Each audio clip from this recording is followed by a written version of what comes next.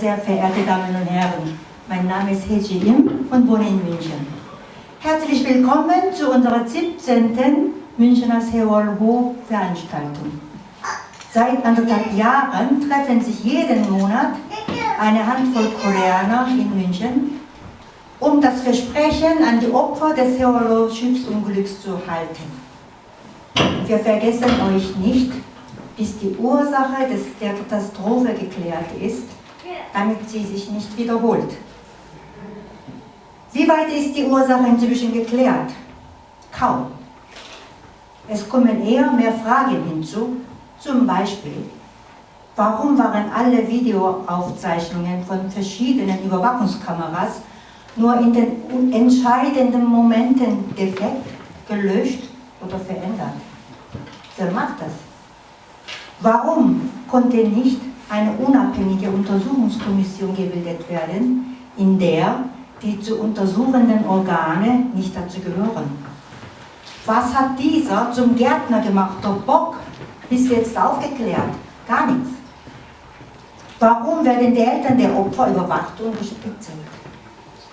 Warum sind mehr als 700 Menschen verhaftet und oder zu schmerzhaften Geldstrafen verurteilt worden, wenn sie öffentlich eine transparente Aufklärung der Unglücksursache forderten?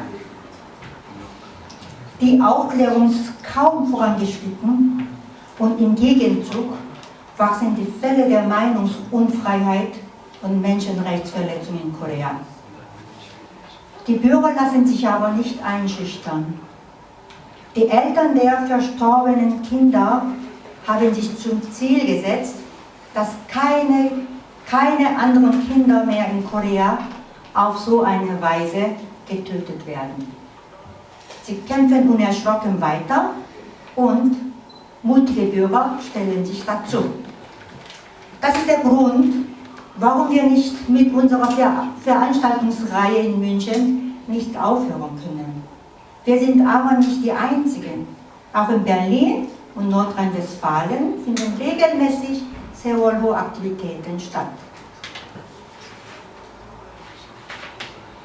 Nicht nur in Deutschland, sondern in vielen Großstädten weltweit gibt es regelmäßig Kundgebungen der Koreaner und sie sind miteinander vernetzt. Ich freue mich heute besonders in 2 Hinsichten. Erstens, wir, ein paar Privatpersonen, haben tief in unsere Taschen gegriffen, um uns den Film Diving Welt anzuschauen, um einer der Hauptursachen der Katastrophe näher zu kommen. Denn die eigentliche Katastrophe war nicht das Kentern und das Sinken des Schiffes, sondern das komplette Versagen des Rettungssystems.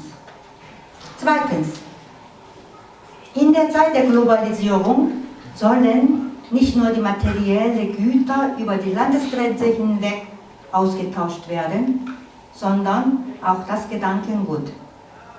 Menschenrecht, Meinungsfreiheit und Demokratie gehören zu dem Gedankengut, das alle Menschen auf der Welt, unabhängig von Brauch und Kultur, gut gebrauchen können. Daher danke ich Ihnen, hier anwesenden nicht-koreanischen Gästen, herzlich für Ihre Solidarität. Besonderer Dank geht an Herrn Simon Haug, der die Runde moderieren wird, und unsere Gastredner, Herrn Dr. Hans Buchner und Herrn Felix Lill und Frau Gayoon und Herrn Misubak und unseren Dolmetscher, Herrn Roger Patridge. Zur heutigen Veranstaltung in dieser Form hat eine Person maßgeblich beigetragen. Sami Ham, Sie kennen sie als Claire Ham. Wo ist sie denn? Liebe Sami, vielen herzlichen Dank für all deine Mühe und gute Arbeit. Ohne dich wäre es nicht zustande gekommen.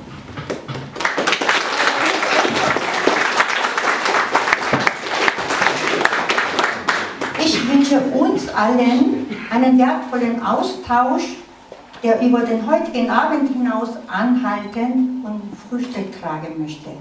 Dankeschön.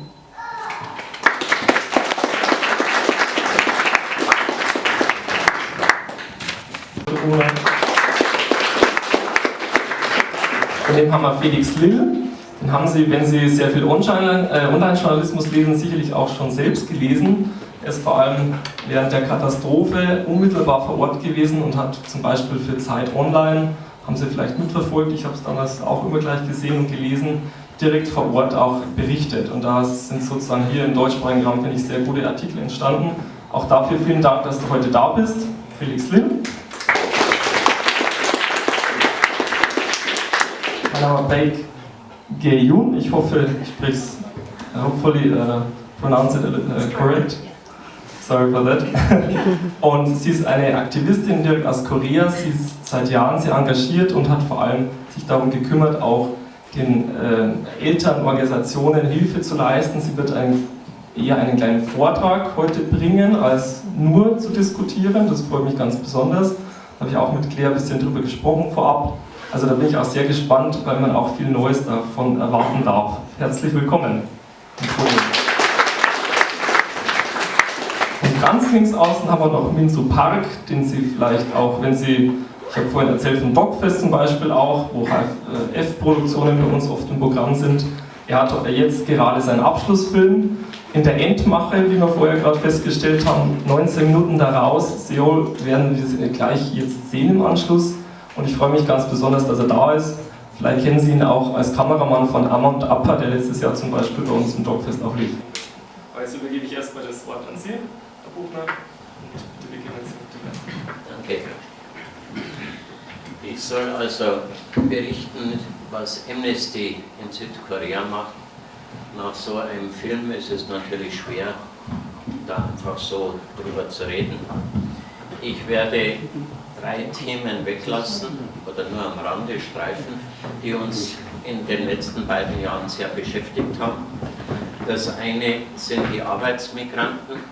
Sie haben vielleicht gehört, unter welchen miserablen Bedingungen diese bettelarmen Leute, die aus Südasien und Südostasien kommen, um dort Geld zu verdienen, die große Schulden gemacht haben, damit sie eben überhaupt nach Korea kommen können und deswegen ihren Arbeitgebern ausgeliefert sind.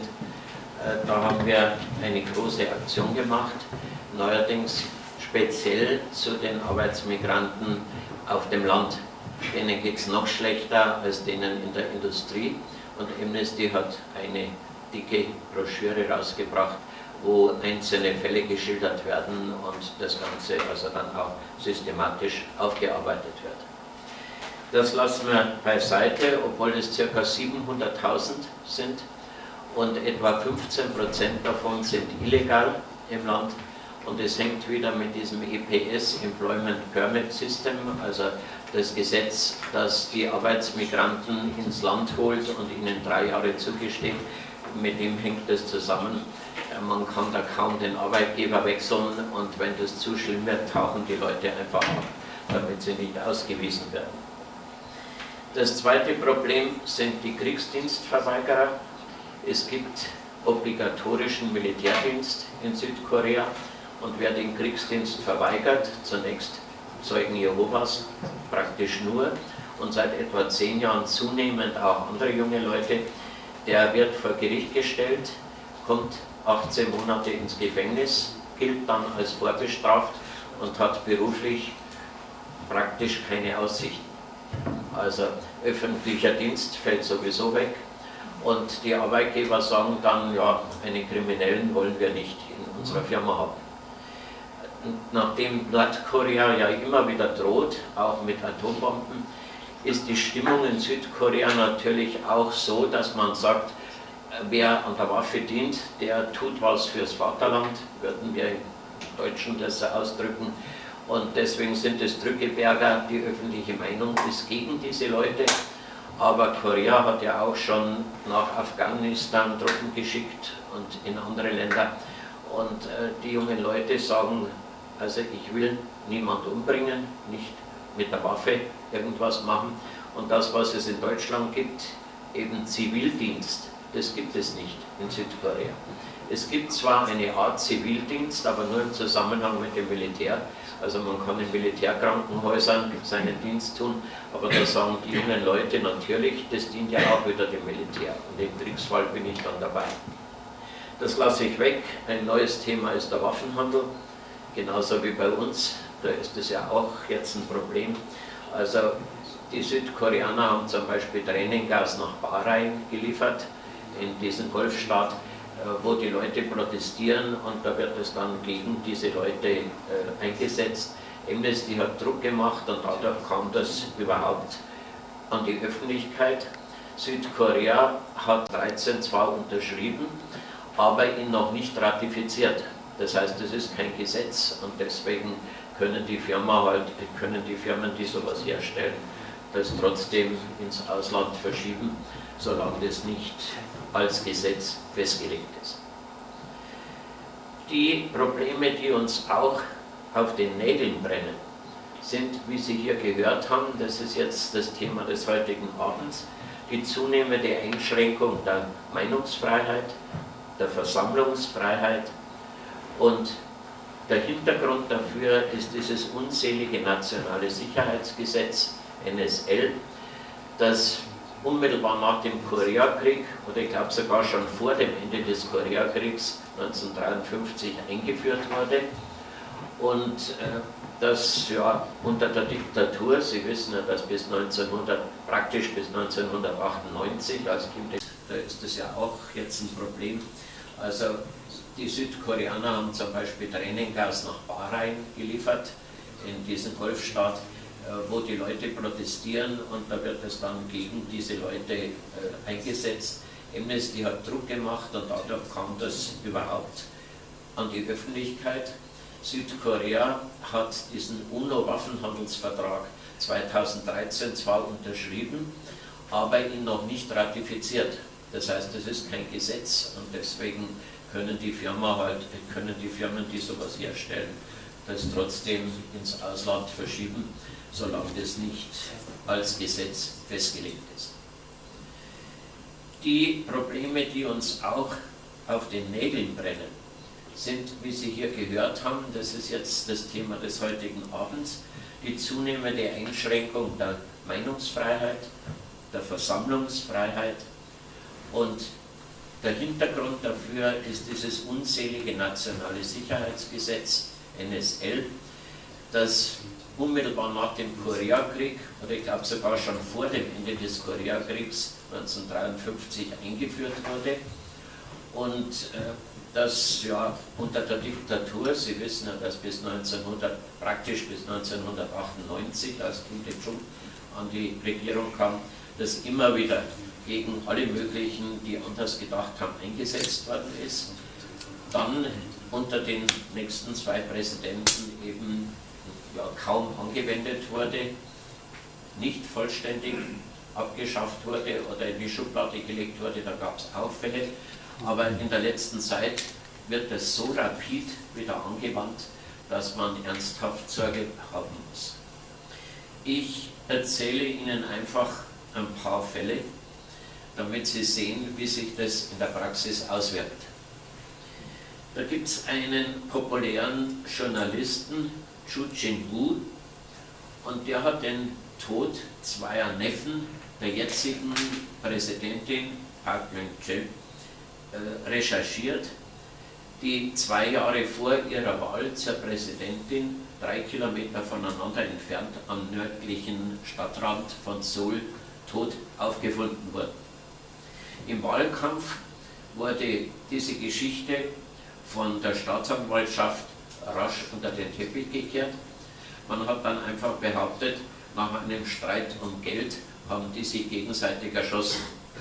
Jetzt waren sie aber leider 3 Kilometer weit auseinander, und dieser Journalist Chu hat keine Ruhe gegeben und hat festgestellt, dass, also in einem Artikel 2012 hat er das veröffentlicht, den Schluss, dass ein jüngerer Bruder der Präsidentin einen Auftragskiller engagiert hat, und der hat die beiden umgebracht, aus finanziellen Motiven.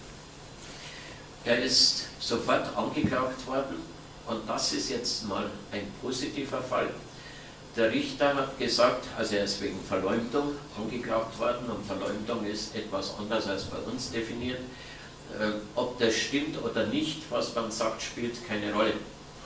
Und der Richter hat festgestellt, es gibt aber genügend Beweise dafür, dass der Journalist recht hat und hat ihn freigesprochen. Einer der ganz seltenen Fälle jetzt, wo ein Richter sich traut, sowas zu machen.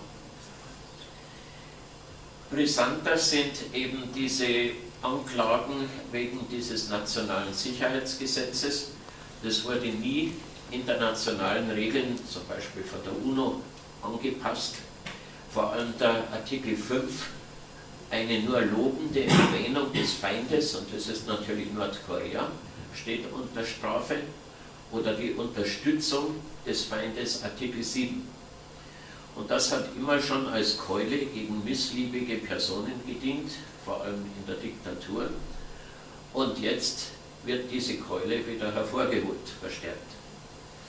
So sind im Januar 2 Frauen verhaftet worden, nur weil sie Diskussionsrunden veranstaltet haben, in denen nach Auffassung der Staatsanwälte, die die Frauen sofort angeklagt haben, das nordkoreanische Regime gelobt worden sein soll.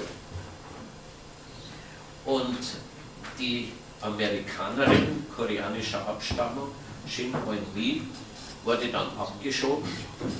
Die zweite Frau, die 41-jährige Bang Seon, wurde ebenfalls tagelang verhört und wartet auf ihren Prozess, in dem sie jetzt bis zu 7 Jahren Gefängnis bekommen hat. Bloß wegen der Veranstaltung so eines Diskussionsforums. Vor 2 Jahren, ich greife mal zurück, da war die Präsidentin ja auch schon an der Regierung, schlug bis nach Europa die Verurteilung des 24-jährigen Bloggers Wellen, der eine Nachricht des offiziellen Twitter-Accounts von Nordkorea satirisch verwendet hat. Und die südkoreanische Regierung und die Justiz verstehen da keinen Spaß.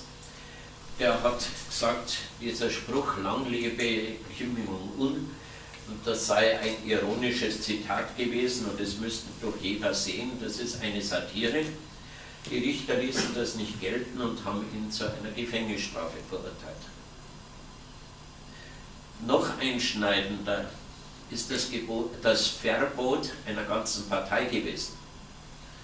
Seit 1958 ist es das erste Mal gewesen, dass eine Partei gezwungen wird, sich aufzulösen. Und es war die United Progressive Party, die 2011 gegründet worden war. Und die hat dann schon auch in ihrem Programm gehabt, Wiedervereinigung. Man sollte überlegen, wie sowas funktioniert. Das macht jetzt die Regierung ja auch ganz offiziell, aber da haben wir es den Leuten angekreidet. Soziale Sachen, Zerschlagung dieser großen Wirtschaftskonglomerate der Chaebols war im Programm. Umweltziele, die in Südkorea noch nicht sehr populär sind, da gilt man gleich als links. Dann ein Friedensabkommen mit Nordkorea und gegen die Militärallianz mit den USA. Und das war natürlich dann ein großer Aufschrei und die Partei ist dann offiziell verboten worden vom Verfassungsgericht. Im Parteienmonitor 2014 der Konrad-Adenauer-Stiftung sind noch erwähnt die Einführung einer direkten Demokratie, das wollten sie, die Reform des Wahlsystems und die Abschaffung des nationalen Sicherheitsgesetzes. Das heißt also, nach südkoreanischen Maßstäben war die Partei natürlich sehr links.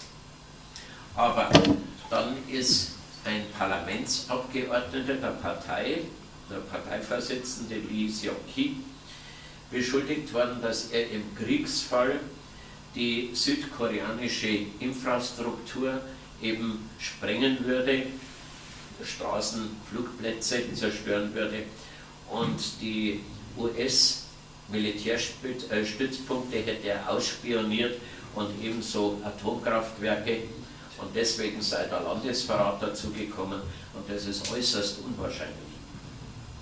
Und wenn man jetzt schaut, was das jetzt für ein Gewicht hat in Südkorea, dann ist es von unserer Sicht aus eigentlich lächerlich. Die Partei als Ganzes ist völlig unbedeutend gewesen. Im 300 Mitglieder umfassenden Parlament haben die ganze 5 Sitze gehabt. Bei der Wahl haben sie 1,7% der Stimmen gewonnen.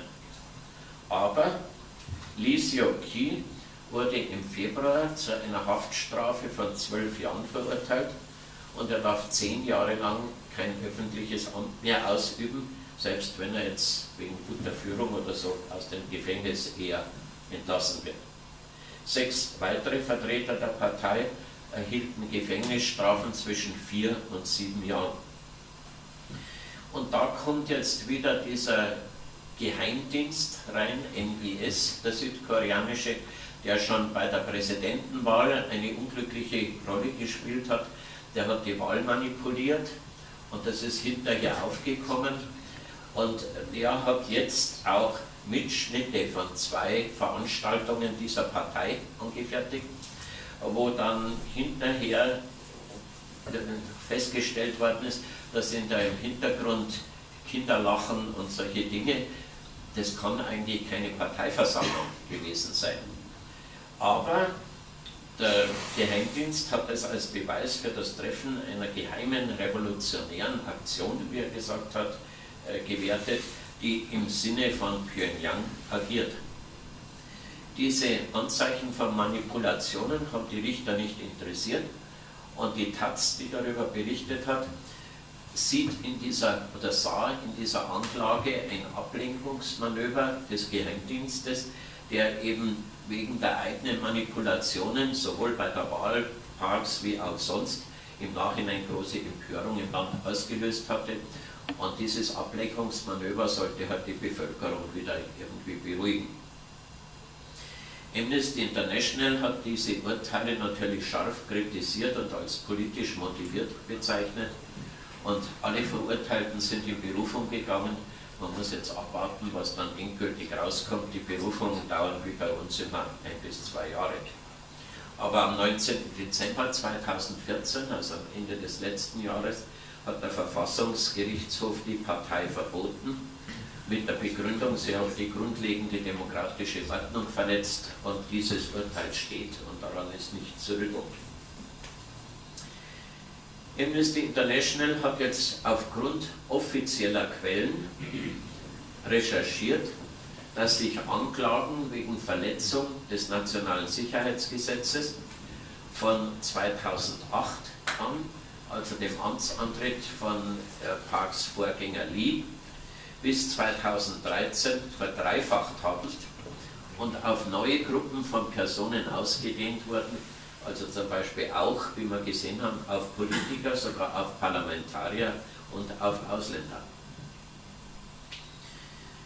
Für das Klima in Südkorea ist auch wichtig, dass die Gewerkschaften stark unter Druck gesetzt werden. Hängt ja auch mit Meinungsfreiheit, Versammlungsfreiheit zusammen. Und da gibt es jetzt eine neue Methode der Regierung, die Gewerkschaften unter Druck zu setzen, nämlich bei Streiks, die die Gewerkschaften organisiert haben, werden wegen der dadurch entstehenden wirtschaftlichen Schäden oft unsinnig hohe Summen den Gewerkschaften aufgebrummt. Also, so belegten zum Beispiel Gerichte im November 2013 die Samyung-Arbeiter mit insgesamt 1,28 Millionen US-Dollar für Polizeieinsätze und zu knapp 3,1 Millionen US-Dollar wegen Produktionsausfällen. Eine der beiden großen Gewerkschaften in Südkorea, die Korean Confederation of Trade Unions, abgekürzt KCTU, und ihre Unterorganisationen wurden im Mai 2013 zu einer Zahlung von 122 Millionen US-Dollar verurteilt. All diese Maßnahmen widersprechen natürlich den Regeln der ILO, also der International Labour Organization, die auch die Republik Korea unterschrieben hat, ebenso einigen Artikeln der Allgemeinen Erklärung der Menschenrechte der UNO sowie auch der koreanischen Verfassung. Das Recht, Vereinigungen zu bilden, ist zudem im Artikel 22 des Internationalen Pakts über zivile und politische Rechte festgehalten, sowie in Artikel 8 des Internationalen Pakts über wirtschaftliche, soziale und kulturelle Rechte, und beide Pakte hat Südkorea unterschrieben. Trotzdem wird dagegen verstoßen. Und jetzt nur anhangsweise noch einen kleinen Absatz, dann höre ich auf. Was sagt die Presse dazu? Die einflussreichen Medien des Landes geben sich regierungsfreundlich und üben Selbstzensur. Und es hängt auch damit zusammen, dass der vorige Präsident von sämtlichen Fernseh- und Rundfunkanstalten die Präsidenten oder die Leiter abgesetzt hat und durch ihn genehme Leute besetzt hat. Kein Wort also schon bei BAEK über die Wahlmanipulationen. Und die Taz vom 18. Februar 2014 nennt die großen Medien die braven Schoßhündchen der Präsidentin. Kritische Stimmen werden diffamiert, und das haben sie gerade jetzt beim Sewol-Unglück auch wieder. Die Eltern protestieren, andere schließen sich an, und die Zeitungen schreiben dann, die wollen ja nur Radau machen oder so. Die Leute werden dann zusätzlich zu dem Schmerz, den sie haben, noch diffamiert, sodass sie also dann so halt als Kriminelle dastehen. Die Organisation Reporter ohne Grenzen stufte Südkorea in ihrem Jahresbericht 2013, ein neuerer liegt noch nicht vor, um 6 Plätze auf Rang 50 weltweit herunter. Unter anderem auch noch ein Beispiel, weil die unabhängigen Journalisten Kim Oh-yoon und Chu Jin-woo im Rundfunk eine satirische Sendung über den Bruder und den Vater der Präsidentin brachten und daraufhin prompt angeklagt wurden. Wenn man also bei uns dann die Sendung quer anschaut oder so, die müssten alle im Gefängnis landen. Wie wir schon oben gesehen haben, bei dem Blogger, der den Satz "Lang lebe Kim Jong-un" veräppelte, versteht die Regierung in Sachen Satire keinen Spaß. So viel also zur Einbettung, damit Sie das Klima zurzeit in Südkorea ein bisschen verstehen. Und das hängt ja dann auch zusammen, Versammlungsfreiheit, Redefreiheit, mit dem, was Sie im Film gesehen haben oder noch sehen werden. Vielen Dank. Freier Journalist und kenne mich eigentlich mit Korea gar nicht so gut aus, muss ich jetzt vorab sagen. Ich berichte eigentlich über Japan, da vor allem für die Zeit, den Tagesspiegel, die Presse aus Wien, die Neue Zürcher Zeitung und mehrere Regionalzeitungen. Und zum Zeitpunkt des Untergangs, also das war ja der 16. April, war ich eigentlich gerade in Tokio in einer intensiven Recherche und brach die dann ab, beziehungsweise legte die dann auf Eis, weil dann ja, das Interesse von den Medien, mit denen ich zusammenarbeite, eben eigentlich über Japan ziemlich groß war. Und dann wurde ich da nach Südkorea geschickt. Ich spreche natürlich kein Koreanisch dementsprechend, weil also auch, ich weiß, für die, die es nicht wissen, Koreanisch und Japanisch hat sprachlich miteinander nichts zu tun. Also das ist nicht wie Spanisch oder Französisch oder so. Das ist, also man versteht eigentlich dann gar nichts in meiner Situation. Also das war dann alles recht ad hoc. Eine super Übersetzerin habe ich zum Glück schnell bekommen. Und dann ja, ging die Recherche los. Also einige Tage waren schon vergangen, als ich da ankam, und kam natürlich in Seoul an. Seoul ist im Norden Südkoreas. Untergegangen ist das Schiff aber so im geografischen Südwesten Südkoreas. Das sind im Zug, wenn ich mich richtig erinnere, ungefähr 3 Stunden. Also die Schulklasse, die im Wesentlichen auf dem Schiff war, kam aber aus einer Stadt südlich von Seoul, aus Ansan. Da waren die meisten Passagiere kamen von dort. Und als ich dort ankam, das waren einige Tage also nach dem Untergang, war da auch schon so ein Trauergeleit aufgebaut. In dem Film eben haben Sie vielleicht gesehen eine Szene mit einem Schreibtischstuhl, wo ein goldumrahmtes Bild eines toten Jungen da sitzt. Und in der Schulhalle, wo wir dann als allererstes hingingen, nach Ansan, bevor wir also zum Katastrophenort gingen, da war eine ganze Turnhalle voll mit solchen Bilderrahmen, also eingedeckt dann in so Trauerkränze, und da spielte langsame Musik, langsame klassische Musik. Ja, und das war eben die Chance für die Eltern, da Abschied zu nehmen.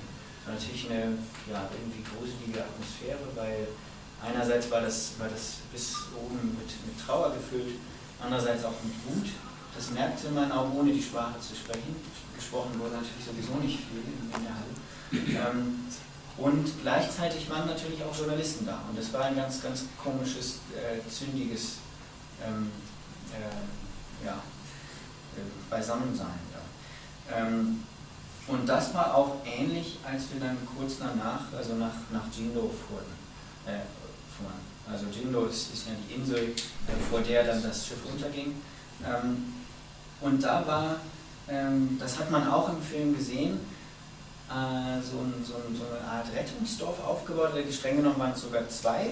Eins war eine Turnhalle in so etwa 10 Kilometer von der Küste entfernt, die dann per Shuttle-Service mit direkt der Küstenregion, also wirklich Wasserkante, verbunden war. Und da war das gleiche nochmal. Also da waren ganz viele Zelte mit einem unglaublichen Aufgebot an Hilfsleistungen. Das war also Essen, Gebetsservice, also sowohl buddhistisch als auch christlich. Da gab es Sanitäterleistungen. Das wurde alles unglaublich schnell gestemmt, und es war eigentlich zu viel Essen da. Also die Leute, die da kochten, das waren oft einfach Leute, die helfen wollten. Es waren auch Unternehmen, es waren auch Stiftungen, es waren aber auch Privatleute, die einfach dachten, wir müssen jetzt was tun. Die mussten Essen wegschmeißen. Also so groß war der Wille, da zu helfen. Und eben 10 Kilometer von der Küste entfernt war eine Turnhalle, wo dann die Familie, die Angehörigen der Passagiere untergebracht waren. Und das war das war irgendwie ähnlich zu dieser Lage in der Turnhalle im Norden in Ansan. Insofern, dass da Journalisten und Polizei und Familienangehörige, also 3 Institutionen, die sich alle schon nicht mehr mochten zu der Zeit, unter einem Dach schliefen. Also unten die Familien und oben auf den Rängen so die Journalisten. Und natürlich mussten die Journalisten irgendwie mit den Familien sprechen, um ihren Job zu tun. Aber gleichzeitig will man natürlich auch nicht in die Privatsphäre eindringen. Und das war also ganz schwierig. Das war also ich glaube für beide Seiten war das einfach eine sehr unangenehme Situation. Vor allem, wenn man dann noch umgeben ist von Polizisten, die für Ordnung sorgen sollen. Und dann kommt man raus aus der Turnhalle, und dann ist da in irgendeiner Weise eine unglaublich positive Welt, in der einem die ganze Zeit geholfen wird. Also wo überall Essen ist und es wird alles für einen getan. Und dann muss man dankbar sein, wo man eigentlich gar keinen Bock hat, dankbar zu sein. Ich glaube, so hat mir das eine Mutter erklärt. So, auch das war dann nochmal anstrengend. Und jeden Tag wurde es ja unwahrscheinlicher, dass jetzt noch irgendwer geborgen würde. Also, beziehungsweise geborgen heißt ja einen toten Körper rausholen. Jemand gerettet würde. Dann ab einem bestimmten Tag wurde außen am Ausgang der Turnhalle so eine Pinnwand aufgebaut, wo dann immer die neuesten Bergungsergebnisse berichtet wurden. Also das wurde dann von der See, von den Tauchern per Funk durchgegeben, also stichwortartige Beschreibung. Jeder Körper hatte einen Zettel, da stand dann so dran wie 155 Zentimeter, blauer Hoodie, Zahnspange, und dann mussten halt natürlich die Familien sich da einen Reim drauf machen, ob das jetzt das eigene Kind war oder nicht.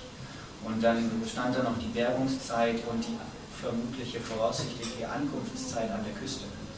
Und wenn es dann 16 Uhr war und es hieß, 17 Uhr kommt der Körper an, dann hat man sich eben ins Shuttle gesetzt, ist zur Küste gefahren und hat da gewartet. Und ja, und ab und zu, nach einigen Tagen kamen auch Politiker dort vor Ort, also der Premierminister war einmal da, nicht gleichzusetzen mit dem Präsidenten, der Präsidentin, und die wurden unglaublich beschimpft, also da gab es richtig, da hörte man von der Wut. Auch Wut herrschte gegen den Rettungsservice, der ja sehr spät kam und sich sehr verzögerte, wo auch bis heute nicht klar ist, warum eigentlich. Nur so viel ist klar, dass der Reim irgendwie keiner ist, also die Erklärung, warum das jetzt verspätet kam, sind nicht überzeugend. Ja, diese Wut, die Leute da hatten, die wich irgendwie mit jedem Tag, so kam mir das vor, Verzweiflung. Und dann kam ab und zu mal wieder Hoffnung, aber dann Hoffnung eigentlich wofür? So, ich gebe das natürlich nur wieder, was mir da gesagt wird.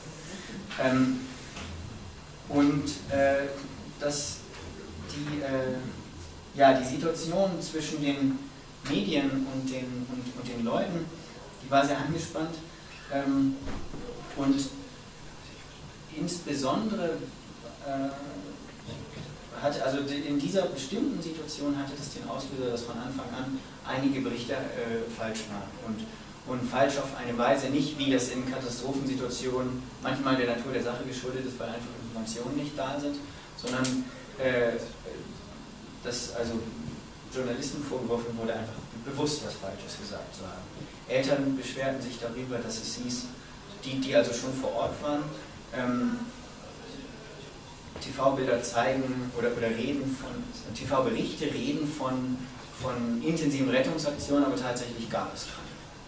Und die setzten erst später ein. Und da fühlten sich natürlich Eltern beleidigt. Ich glaube, dieses Misstrauen zwischen den Leuten und den Medien hat dann wohl auch eine zumindest jüngere Vergangenheit, dass Journalisten, auch seitens der Regierung, das wurde ja eben auch schon gesagt, ein bisschen hart rangenommen werden. Also sind angehalten, so zu berichten, dass es der Regierung möglichst wenig wehtut, um es vorsichtig auszudrücken.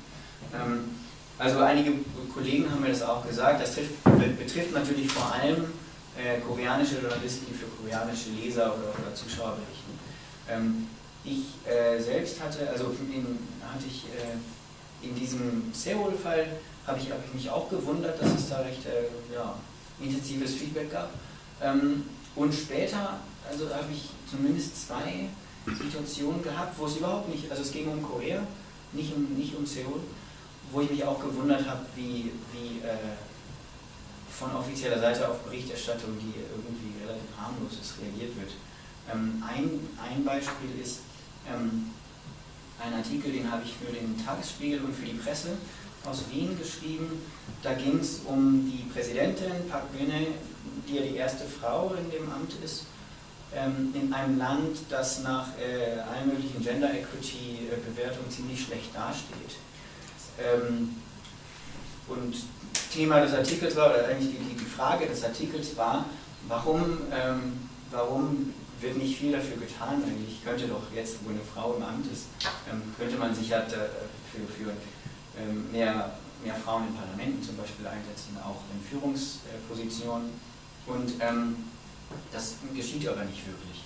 Das ist jetzt auch gar nicht allein meine Bewertung, das haben andere schon längst vor mir gesagt.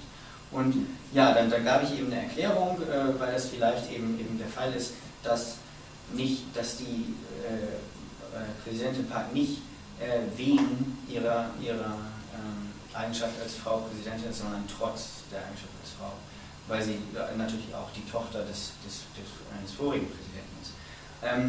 Und daraufhin gab es dann einen Brief von der Botschaft, der eben bei den Zeitungen einging, wo gesagt wurde, das ist ja eigentlich blöd, also Blödsinn stand da natürlich nicht, aber sinngemäß stand das zwischen den Zeilen, dass dieser Gender-Vergleich, den ich anstelle, überhaupt keine Grundlage hatte, da ich nämlich den Gender Gap Report des World Economic Forums zitiert hatte. Nachdem schneidet, wenn ich mich richtig erinnere, kein Land oder ein Land, und das könnte Mexiko sein, schlechter, also kein OECD-Land schlechter als Südkorea. Das habe ich da gesagt, und dann gab es also einen 1,5 oder 2 Seiten langen Brief, also das ist ja beträchtlicher Arbeitsaufwand von der Botschaft. Der erklärte, warum dieser Gender Gap Report des World Economic Forums irgendwie jeder Grundlage entbehrt, dass das einfach nicht der richtige Index ist. Man könnte auch einen anderen nehmen und dann sähe die Sache ganz anders aus. Also, bottom line für mich war, da wurde aus einer Geschichte, die irgendwie die Präsidentin kritisch sah, viel mehr gemacht, als eigentlich drin war. Also dieser Index wird ständig zitiert von allen möglichen Zeitungen. Und jetzt plötzlich, wo er nicht so genehm war, da war plötzlich kein Index mehr. So kam mir das vor, übertrieben ausgedrückt. Ein zweites Beispiel, und damit könnte ich eigentlich dann schließen, ist eine Reaktion auf die andere Weise. Also da ich eigentlich über Japan berichte, ist natürlich ab und zu mal ein Thema, wenn japanische Regierungen sich an die Schulbuchfrage machen. Also 2 Sätze ganz kurz, für die es nicht wissen. Das ist ein Riesenpolitikum, wie Japan seine Schüler aufklärt über die eigene Geschichte. Und Teil der eigenen Geschichte ist natürlich die Kolonialvergangenheit und die Kriegsvergangenheit bezüglich Korea. Und seit Ende 2012 regiert da Shinzo Abe, das ist ein sehr, sehr konservativer und nationalistischer Premierminister. Und dem ist ein großes Anliegen, dass die japanische Geschichtsschreibung möglichst unkritisch bezüglich der eigenen Geschichte eben aussehen zu lassen. Und deshalb gibt es neue Schulbücher, und da steht möglichst wenig über zum Beispiel die Trostfrauensache drin und überhaupt die ganze Kolonialzeit ab 1905. Das fand natürlich die koreanische Regierung überhaupt nicht gut. So, das war auch schon die Geschichte, die ich da eigentlich geschrieben hatte. Die kam im Tagesspiegel, ich weiß nicht, also im Tagesspiegel kam sie jedenfalls. So, und da habe ich dann kurz die Lage erklärt, und dann kommt die Reaktion aus Südkorea, wo es hieß, ja, das ist eine Beleidigung des südkoreanischen Volkes und so weiter. Also eigentlich auch fast keine neue Geschichte, weil diese Geschichte gab es schon ganz oft. Dieser Streit zwischen den beiden Ländern ist kein neuer. Daraufhin gab es dann einen Brief auch von der Botschaft, wo dann mein Artikel gelobt wurde. Also vielen Dank, dass Sie sich der Sache annehmen, und das ist ja wichtig und so weiter.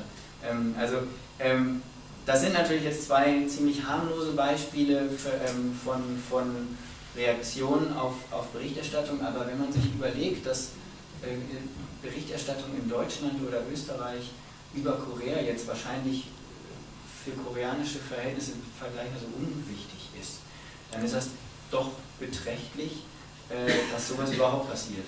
Also ich habe es in Japan noch nie erlebt und in keinem anderen Land. Und auch Leute, die Korea schon länger kennen als ich, sagen auch, das sei eine neue, junge Entwicklung. Wenn das dann im Inland viel stärker passiert, dass Leute tatsächlich ins Gefängnis kommen für kritische Berichte, dass zum Beispiel ein japanischer Korea-Korrespondent zu einem diplomatischen Politikum wird, weil er koreanische Medien darüber zitierte, dass die Präsidentin Park in den ersten Stunden nach dem Desaster nicht anwesend war. Dann ist das beträchtlich. Ne? Und dann, wahrscheinlich muss man in dem Zusammenhang sehen, dass dann auch die Leute in Südkorea vielmals nicht besonders positiv auf Medien zu sprechen sind. Ja, und damit bin ich am Ende und kann dann weitergehen. You're actually, as an NGO delegation, went there and present about the situation about human rights in South Korea. And there were several comments from the UN about the Sewol ferry tragedy as well, which I found it very successful in terms of our lobbying advocacy. I work in an NGO called People's Solidarity for Participatory Democracy, such a long name. But we are also the part of the coalition April 16 of the Sewol ferry disaster. So since the disaster happened last April, I was one that my office actually sent me to Ansan to spend some time with the families, to help them if they need anything, and also help them to do the National Assembly advocacies So I was actually spending some time with the families to see how they struggle and what they were fighting for. So to give you an overview about what really happened in the past 1.5 years, I want to go through the details about each month, what we've done, why families are still on the street after 1.5 years already passed the Sewol ferry tragedy happened, and what they really want from the government. There are three main messages that the families want to say to the general public as well as the government. The first one is the rise of the Sewol ferry, because already it happens 1.5 years ago. The ferry is still under the sea, and there was not even strong attempt or trial from the government to rise the ferry. Second is to find the truth of the Sewol ferry tragedy. And thirdly is to establish a safer society, because Sewol families always argue that they do not want other people to experience the same thing that they experienced from this incident. So they want to make a safer society by providing those, changing the rules and regulations about this kind of safety measures in a society. I think you already saw from the video, this is the day of the Sewol ferry incident. Every Korean that I've met, even they live in Korea or live abroad, like in Germany, they have their own memories of the day. And I think that's actually people are very traumatized about what happened in Sewol ferry tragedy. I myself, I had a meeting on the day. I went to work, and my colleague said that, oh, did you hear the ferry sank? And I was like, oh, really? And then after 10 minutes, she was like, oh yeah, but I think everyone is saved, and we were very relieved. So I had a normal day. I had a meeting. I went to bar after work with my friends.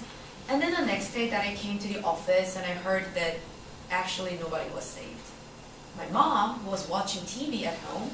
She thought it was a movie because she was watching the video from the news, and then they say that, the ferry sunk, there are like 304 people, no, more than that actually, 450 something people were in the ferry, but my mom couldn't see anyone who was actually near the sea. She couldn't see any boat, and she thought like, is it lie or something, what is really going on? When I talked to the families, they have their own memories of the day as well. One child, he wanted to be a model. I will become emotional when I talk about these stories. Forgive me. And then every single children have their own stories, and then every mothers and every fathers, every family members, they have their own stories about the day. Somebody, I think you already saw from the video, somebody talk about the text messages they've got. Somebody talk about the last image of their child to say bye to their parents when they leave the door. Somebody remembers that, oh, my son, my daughter said that they're going to bring me something from Jeju Island, which is also a beautiful island in Korea. So they talk about those stories and memories, and then, when I'm with the families, they keep talking over and over and over and over and over again, the same stories for hours and hours. And after a few months spending with them, I realized that that's because they don't want their family members are being forgotten by people. They don't want them to be forgotten from other people's memory. Maybe it's a tiny little thing happens, very little usual daily lives, but they don't want their children to be forgotten. So April 16th, the thing happened, and I think about what happened in the stadium in Jindo, all those kind of things. There was a mistrust, shoutings, fightings.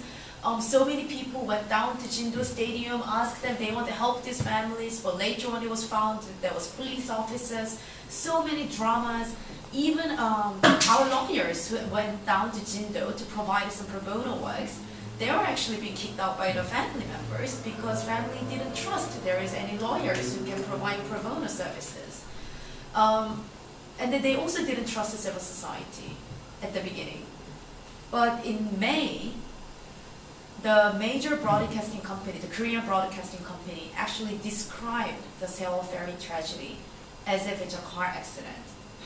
And that actually made all the family members outrageous.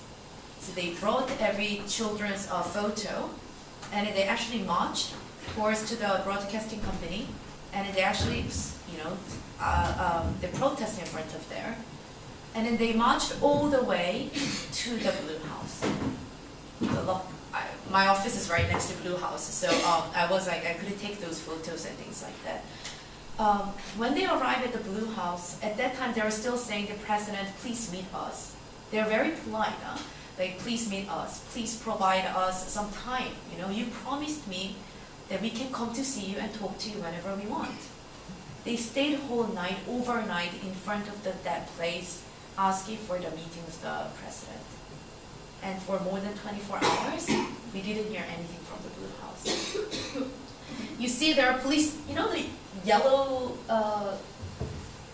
wall next to it is actually police officers. They're all surrounded by police officers like that. Nobody could see inside, nobody could come out from the area.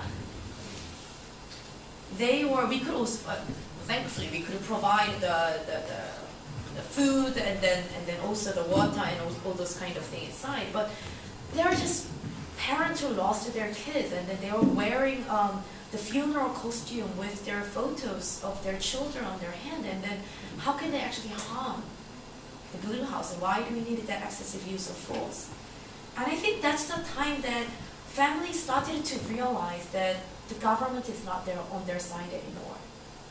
Of course, when the first thing happened, so many people, including ruling party, opposition party, they come to family members saying that we will help you, we'll be here forever until the last day, until the day that you will find your babies, I'm going to be here. But I think that's the moment that families actually realize that they're not on their side. So families decide to go on the street because they know the government is not going to do the job for them. What we ask for is independent and transparent investigation. So we ask the government to set up the special committee who have a full access to the information and also can investigate and indict those perpetrators. We researched about 9/11 Commission and also Fukushima Commissions and all those kind of different things. That's why civil society members and also family members went on the street and started to collect the petition on the street. That was the time that I work the most hardest, I think, during my work time. Every Saturday, the civil society members divided the region in Seoul, the capital city of Korea. So I go to Seoul station, the subway, tube station, that another organization go to different parts. So every Saturday for 6 hours and 7 hours, we collect petitions. Families didn't join at the beginning, but later on they decided to do the campaign with us because at the beginning they feel shy. But I had to witness that some very conservative groups comes to the family members and ask them that, what do you want? Do you want more money? You lost your child and then that was an accident. What can government do about it? So then I had to see the family has to turn back and then cry at the corner of the street because they couldn't bear with it. But whenever they face that kind of situation, I can also hear that they keep saying that I can do it because I'm the mother. I can do it because I'm the father. I have to do it because of my children. That was actually the most heartbreaking part for me. I think I decided to be an activist. I decided to choose my job to be an activist. And it's quite normal for me to face police violences. Well, it's not normal in democratic society, but it's understandable, because I choose to be there, I choose to be at the protest site, I choose to be there with people. But these family members are like my mom and dad. They don't know anything about politics. They had no chance, a single chance in their life that they had to stand in front of everybody and tell them that they want truth in their life. They were so scared actually when they went on a press conference because they don't know how to really hold the microphone. They were scared when they faced those hostilities from the people on the street, and then they keep talking to themselves. We are parents, then we can do it, and that really made me really, really sad. July 2014, so with the joint petition for legislating the Sewol Ferry Special Act, we collected 3.5 million petitions.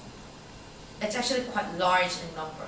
Later on, we collected more, so actually well, between us, like the activists were jokingly saying that we cannot do any joint petition things anymore in the future because it's already outnumbers. With any other subject, we won't be able to collect this much petitions until we die.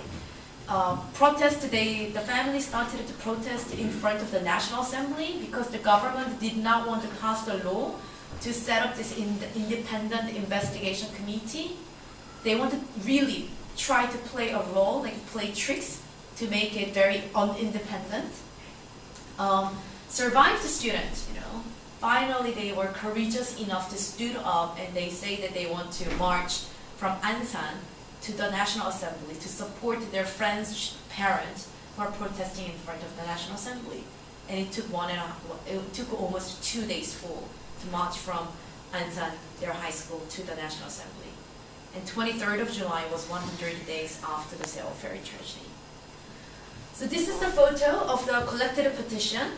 We divided it into 416 boxes, which signifies the April 16. And actually, this is the memorial altar in Ansan. So it's not in the photo, but at the back, you can see the photos of all those students who passed away. And actually, the family started to march from here. So they put the boxes in front of the photos of their children, and they keep talking to themselves, we can do this. So they bring these petition boxes to the National Assembly. Oh, this is the time when they protest in front of the National Assembly.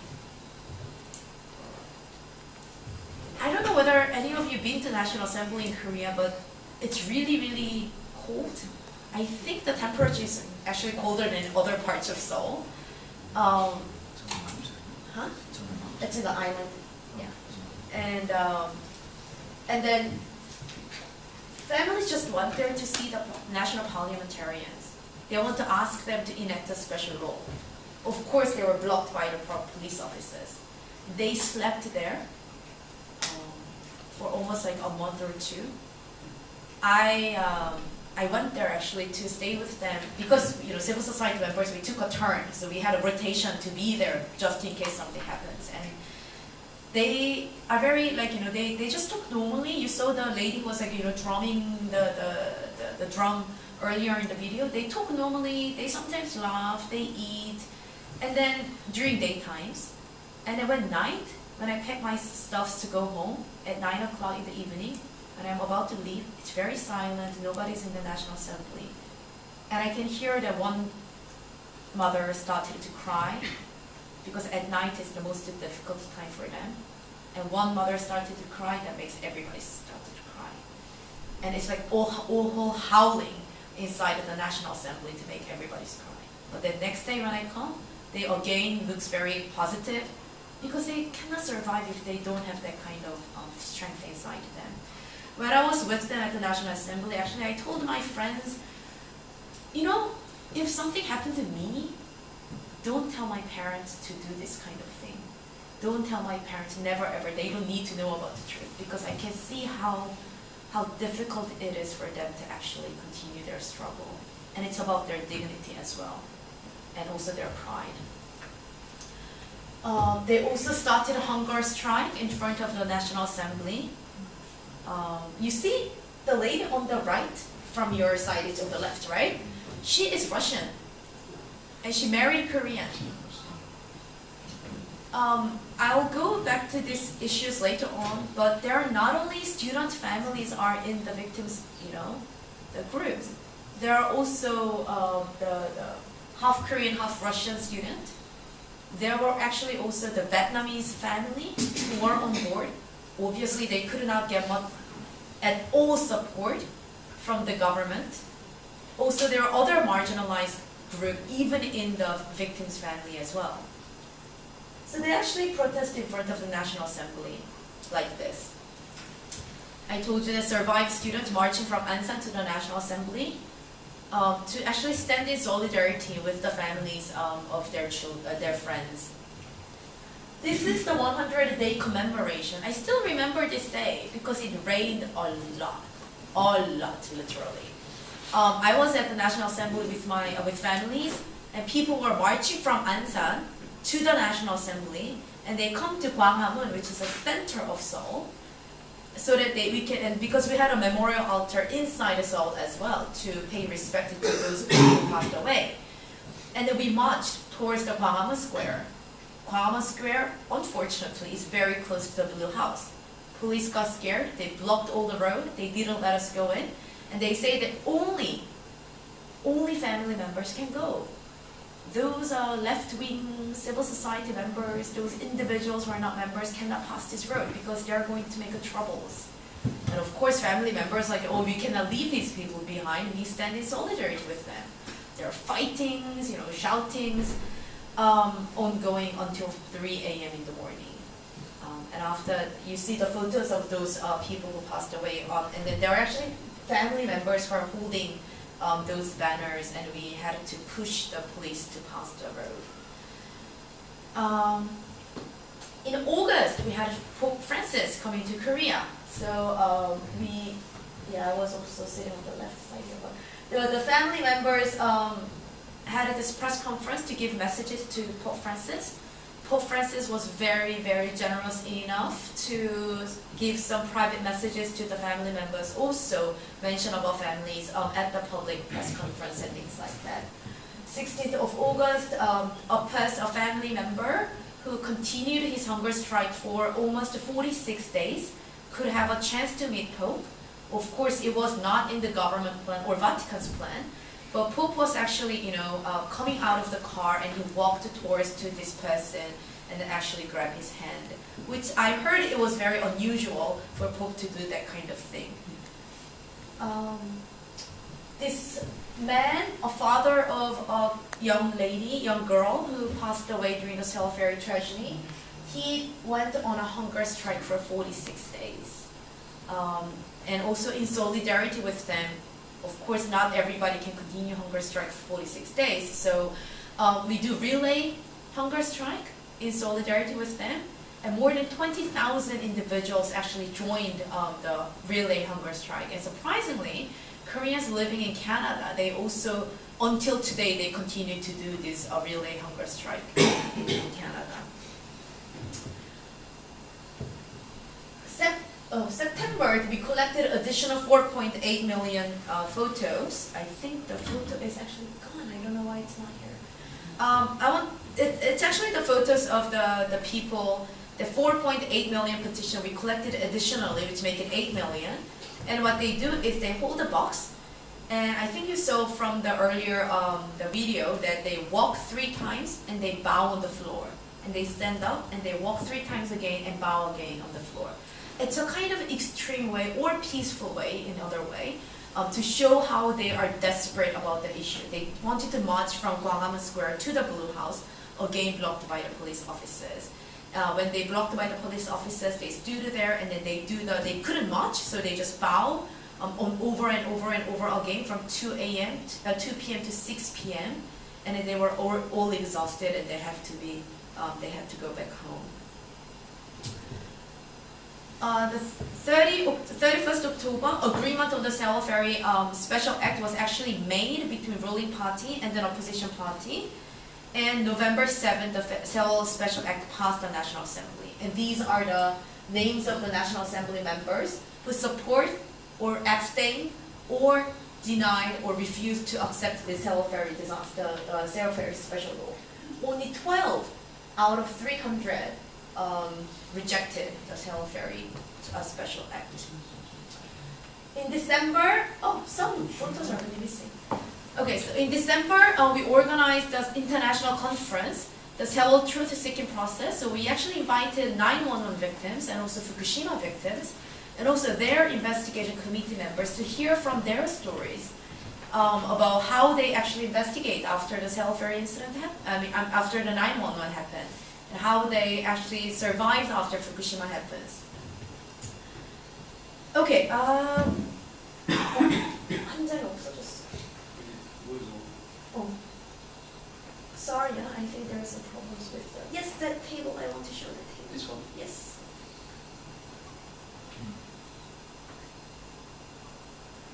Am I speaking too fast? Is it okay? See? This one? Yeah, it's missing. Okay. Maybe Which national intelligence service you tried to stop me from? Anyway, I can actually briefly tell you about the Sewol Special Act before we move to the enforcement decree.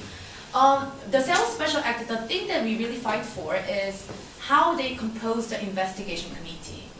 Because if there are too many people from the government side, it is not going to be independent. And of course, the government is not going to allow us to put all our people to be in the team. What their agreement is 5 recommendations from ruling party, 5 recommendations from the opposition party, 2 from Korean Bar Association, 2 from Supreme Court, and 3 from victims' families. Can anyone remember how many people in total? So it's 17 in total. So we have to calculate very well. You know, you have to think about whether we can actually take the more than majority to make a decision and things like that. I don't want to go into details because there are long stories about who is going to be the chairperson, you know, how the process is going, but that's so nitpicky, so I don't want to go into details. But eventually the Sewol Special Act has passed. Not to the extent that families and civil society wanted, but to a certain extent that we wanted. 다음 거 보여줄 것 같아요. That's okay. 그냥 하자.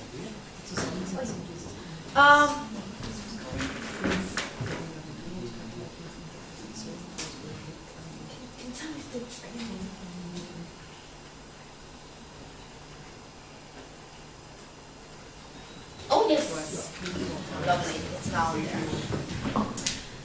But I explained everything earlier, so you can see the pie of which is the biggest and largest. But in Korea, I don't know whether it happens in Germany as well. When they pass the law, they don't write in details in the law, because then the National Assembly members cannot reach an agreement. So they put the basic principles and standard. But when it comes to discuss the details, like for example, how many people, how many researchers that you're going to give to this investigation committee, that kind of thing is decided by the administrative body. And we call it as an enforcement decree because it's about how we are going to enforce this law. People thought that, okay, the Sewol law, it has passed, now they're going to set up the investigation committee, so everything will be okay. But then the government come with the enforcement decree. 28th of March this year, they announced the enforcement decree. 2nd of April, family members, 52 family members shaved their head in terms of protest. I'll tell you why later. But even so, on 9th of May, the government enforced the enforcement decree. Actually, and they limited the scope of investigation. The enforcement decree said that this committee can only investigate those things already provided by the government. So they cannot get the new information. They to get the information, they have to investigate Coast Guard, you know, the ministry of different ministries, even Prime Minister. When they ask them the in details information, they just drag what's on their website and they submit it. Why? Because this investigation committee do not have any legal power to enforce those kind of investigation. So that's why people actually shave their head and also working very hard and asking for the cancellation of this enforcement decree. But you know, when you hear it, it's very complicated, isn't it? Like, you know, December the very act passed and there's another enforcement act. Obviously, South Korean people also think the same. General public think, oh well, the law has passed. They've been, you know, fasting on the streets for so long. Why they're struggling again? What the hell is enforcement decree? Maybe they are shaving their head because they want more compensation. You know, they got everything that they want. Why they're fighting on the street? And I think government is actually using this trick to make it very complicated, that without detailed explanation, people really do not know what is going on. Let's go back to the rise of the Sewol ferry. We say the 9 missing victims are still there in Korean culture. It's very important, I think in some most Asian culture as well, to have the person's body to put into the grave, or, you know, to when the person dies. So actually missing victims' main call is the rise of the Sewol ferry. I personally do not think that it's easy to find any parts of their body, but still, if the missing victim thinks that that is necessary, then I think the government should actually raise the ferry. Also, not only to that one, crucial evidence might be there. You know, we have to find out whether there's any bump in the ferry, whether it was hit by something, or whether it was like just fallen down for whatever reason. And unless we see those scratches on the boat, we don't know what happens. And also there might be some items still there belong to the victims. And then we can actually use it as a tool for safety education for future generations when you rise it. The government decided to raise the ferry after long discussion and long fight. Again, they denied the participation of the family members to investigate whether the process is properly done. The government keeps saying that, okay, it's fine, we'll do our job properly, so don't worry, you don't have to come here. So they initially blocked the family members to monitor the process. I think this is Sewol Ferry Victims Support Act. It's about the compensation. It passed to the National Assembly on 12 January 2015. The scope of the victim is very narrow. For example, you are not only thinking about those students who are on the ferry, there are actually people who are working there, or teachers, right, who are with the students. Some teachers are contract workers. They are not considered as a death during their official duty, so they could not get a compensation properly from the government compared to those who has a contract, full-time contract job, even though all of them were there to save these people. Also part-time workers, irregular workers, they couldn't get proper compensation from the company. Supporting period, only 1 year for the financial compensation, and also like only 5 years for trauma for the family members. When I went to New York this April, until today I could see there are posters saying that the government will provide some, the psychological help for those traumatic people from the 911. Not only family members, I myself, I have to go and hug my mom for 30 minutes when I go to see family members of the Sewol Ferry victims, because I feel so sad when I come back home. Lawyers, my friends, activist friends, who spend the time with families for more than a certain period of time, they all go to see their psychiatrists. Because they cannot the burden is too much, they cannot actually handle it by themselves. The volunteers in Jindo, when the body first come out from the sea, there were a group of volunteers who actually washed the body before family members to see. How about their trauma? Who is going to be responsible for that one? That they are not actually included in those Sewol Ferry Victims Support Act. Family members signed about this act because the government says that unless you sign until this date, we are not going to provide any compensation. But then they all decided that we sign now, but we do not want money now. We want money when the truth investigation is actually set up. So they signed, but they decide not to receive money right now.